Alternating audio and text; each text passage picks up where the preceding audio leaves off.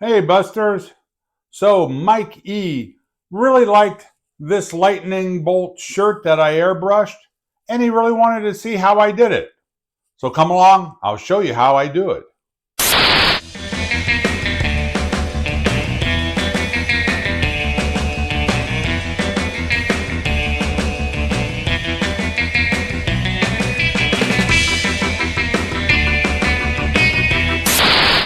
Welcome YouTube, and welcome back to all my Buster buddies. Hey, it's your big kahuna here, Brad, and this is Brad's Boredom Busters, your tie-dye art channel. Yes, all right, so Mike did want to see how I airbrushed this lightning bolt shirt, so we have to make another one, and that's cool. All right, so I've got my shirt all prepped. It's waiting here for me. So what you're going to need for this project is a 100% cotton t-shirt, white, and you need to pre-wash that first and then soak it in soda ash solution and for about 20 minutes. Then take it to your washer and spin all the moisture out that you can, and then it'll be ready to be folded up. And the other items you'll need for this project, we don't need very much. You're going to need a washable marker, your sinew and sinew puller, and just a scissor to trim off the sinew, and that's it. And then you'll need your gravity dye setup, and I'll show you that later on in the video.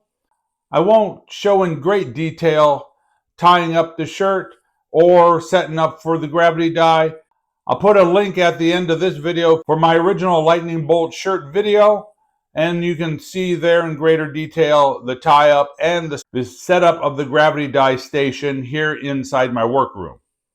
All right, so yep, let's get over here to the work table. Like I say, I'm just going to speed through the fold up, and then we'll get into setting it up for the gravity dye, and I'll go over the colors at that time.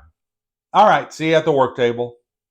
Okay, Busters, so here we are. So like I said, shirt's already been prepped, pre-washed, soaked in soda ash, spun out, slightly damp, and I'm leaving it right side out on this project. Okay, so all we need right now is our washable marker. We're going to lay out our lightning bolt, and then I'll do a tie up, and then it'll be ready for the gravity dye. So it'll go quick. And I think on this shirt, I'm going to start down here, and I'll end up at this here shoulder.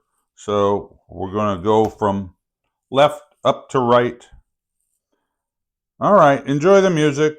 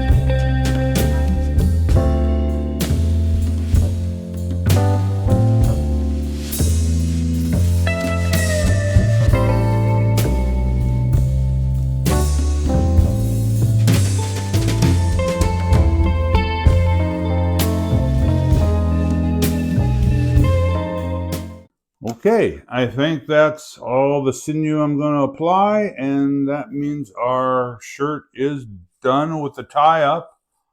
So let me go get my tub and everything I need to set up for the gravity dye, and I'll be right back. I'll see you in a minute. Okay, Buster Buddies, so ready to apply the dye. One other thing I did to the shirt, and I kind of learned this from the last lightning shirt I made, I put just my biggest rubber bands around the shirt just to kind of hold it in a little bit tighter. These little areas, especially like the sleeve, I noticed did not get a good saturation of the dye. So I figured just putting the rubber bands on there to hold it in closer to it, just to contain it better, will help it, get more dye on it as the gravity, runs the dye down the shirt. If that makes any sense. But anyway, that's something new I'm trying on this one. And hopefully that helps prevent some, from having some white areas. All right. So that's all set. So let's go over the colors I'm going to use. And I suggest when you apply your dye, cover really a big area. You've got kind of a wide platform here. So have the dye come all the way out to these edges of, the trough or whatever you use. All right, so colors. We're going to be doing midnight blue and ultraviolet. Those will be the two colors we apply. And I'll be doing the midnight blue on this half of the shirt that's closest to me, and then the ultraviolet on the half away from me. And then after I apply the dye, we will apply some dry soda ash as well. All right, so let's get the dye on. Enjoy the music.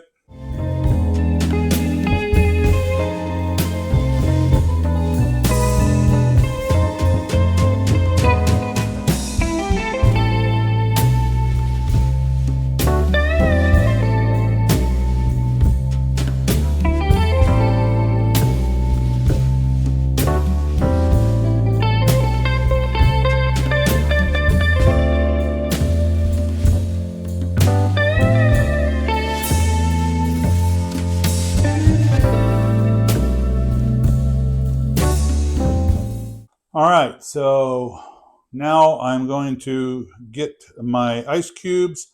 I'm using those large square cubes that I showed in the first video. I have links in my affiliate link in the description for the large ice cube forms. They work really well in this application. So I'm going to take 4 of them, rubber band them together to hold them in place, and then place them on the shirt. So I'll be right back.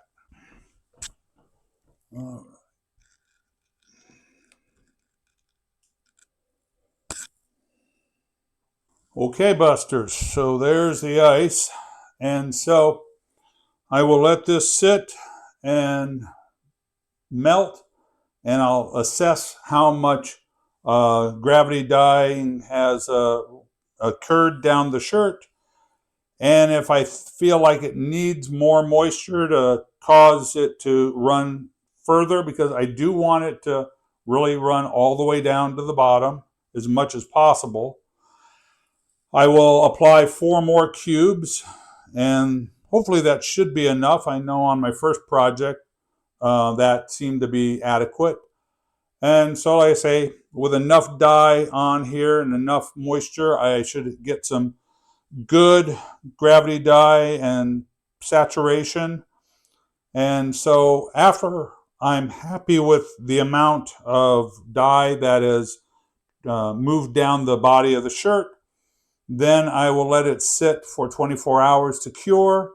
After it's cured, I'll take it back out to the garage, to the laundry sink, and we will rinse it out. Start with cold water rinse, and I'll pull the sinew off at that time, and that'll help get the soda ash out of the fabric. And then we'll turn it up to hot to flush out any dye that hasn't bonded with the shirt as of yet. And then it'll go in the laundry with detergent and Synthropol. I also have Synthropol in my affiliate links. And so then after it's washed and dried, we'll bring it back here and I'll show you what we have. And then we'll go on to the airbrushing of the lightning bolt that Mike wants to see. And so we'll see you at that time. Thanks for watching.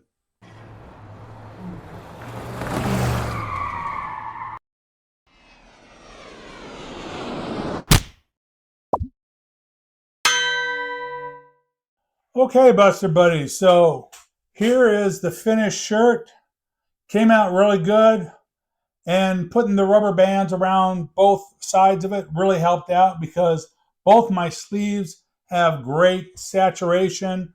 Like in my previous shirts, I had always one sleeve that was a little more, well, it didn't get enough dye. It was whiter than everything else. It's funny, this white spot is always there. I've done 3 of these so far, and it always has something like that. But that's not going to be a bother this time because we're at the point in the video now that Mike really wants to see. He wanted to see me do the airbrushing of the lightning bolt. Well, I'm going to give you all a little bit extra because I don't like to just repeat myself. I've already done that, and you've seen it as a short. But so what I thought I'd do with this video is give you a cityscape lightning bolt. And so I've made a couple stencils. I'll leave instructions for how to make stencils down in the description below. You can use sheet plastic. They make sheet plastic for stencils, or what I actually used was old manila folders. It's a nice stiff cardstock and it makes a great stencil. And then what I did is I used my 3M 77 spray adhesive.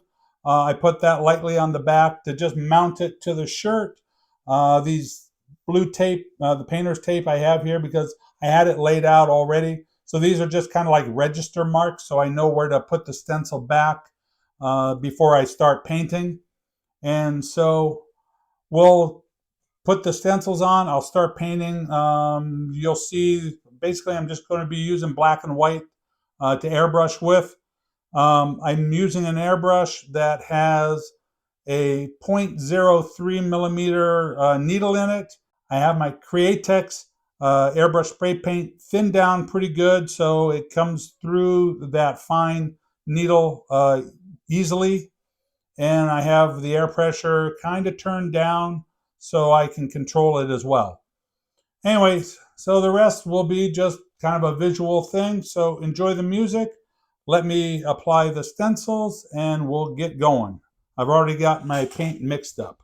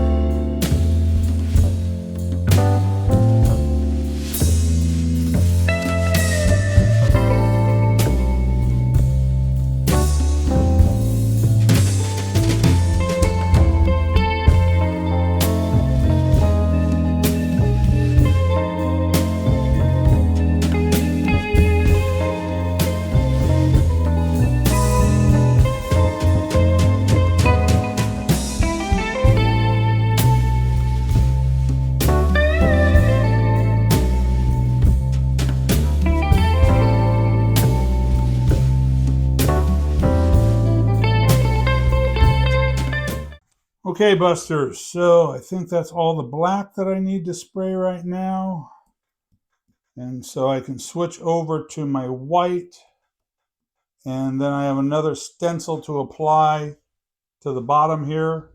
And so let me get the black cleaned out of this airbrush, and I'll get the stencil applied, and then we'll be right back. So be right back in a minute.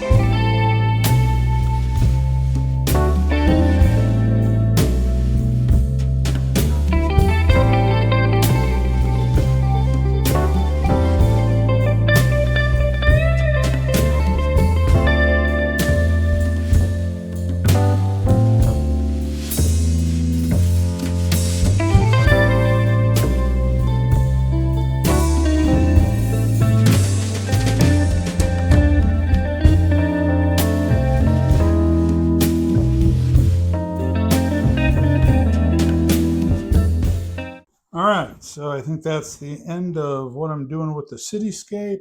We can pull this off and do our lightning bolt.